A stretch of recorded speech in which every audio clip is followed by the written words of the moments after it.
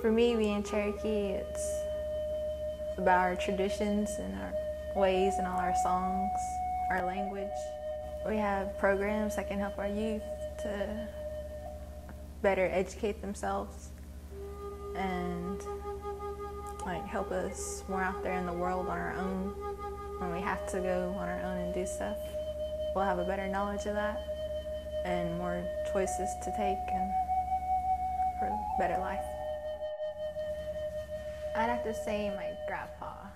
He was always doing something, he'd be outside in the yard doing just whatever he could, working on cars and stuff.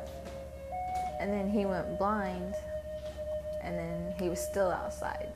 He was always trying to walk around somewhere or do something. My mom put up fence posts from his front porch to our house, the back porch of our house. And she stuck a line on there so he could follow it, so that way he could walk around at least. He always chewed. He always, beech nut, always chewing it, and he'd spit anywhere. And then when he got blind, he was still chewing. So he'd be sitting down and he didn't know where he spit, he just spit it. And if you were sitting there by him, then he'd spit on you. He spit on you a few times. It was gross. I've been to North Carolina in 2006. Over the summer, we went for 2 weeks to New Echota, Nicolay, some other historical places. We learned about language, culture, and some of our Cherokee heritage, like our arts and our pottery and our baskets.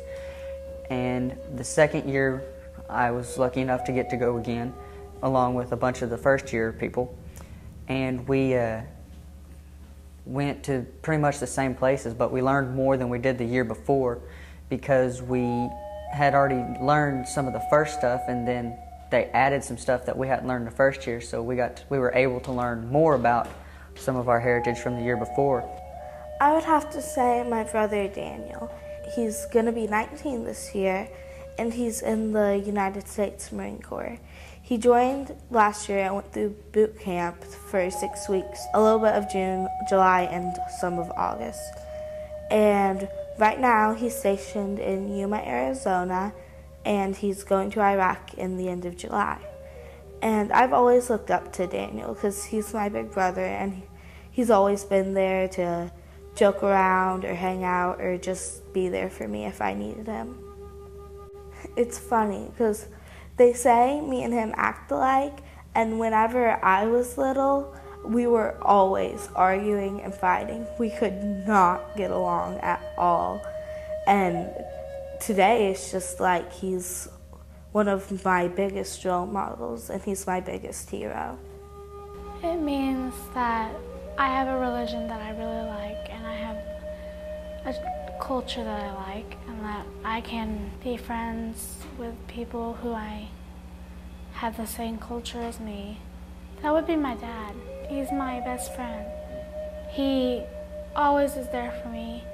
He's there when I need him. He's there when I'm hurt, and he's there when I need a friend. Well, we usually go to a place in Tulsa. We went to this Cherokee thing, and it was really fun for me, and it really was a fun time for my dad.